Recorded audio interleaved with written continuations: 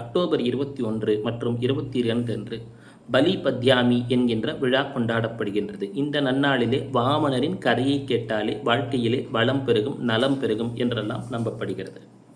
வாமன அவதாரமானது பெருமாளின் 5வது அவதாரம்.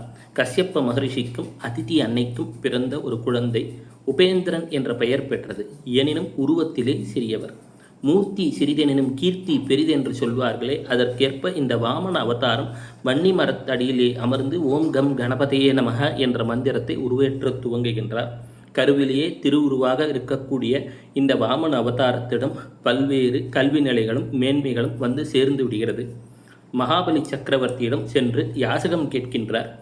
சுக்கராச்சாரியார் தடுக்கின்றார். எனினும் யாசகம் பெற்று விடுகின்றார். அவர் திருவிக்கிரமனாக வளர்கின்றார்.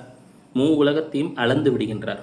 அந்த நிலையிலே மீண்டும் மகாபலி சக்கரவர்த்தி சொல்கின்றார், பாதாள லோகத்தின் அரசனாக இருக்கிறேன், என்னுடன் வாருங்கள் ஐயா வாமனரே என்று வணங்குகின்றார். அதற்கேற்ப வந்து விடுகின்றார். மகாபலியின் பக்தியில் மயங்கி அங்கேயே நின்று விடுகின்றார்.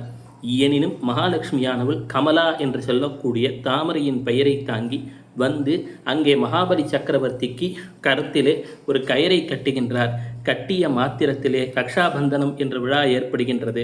மீண்டும் பெருமாளும் தாயாரும் பூமிக்கு வந்து விடுகின்றார்கள்.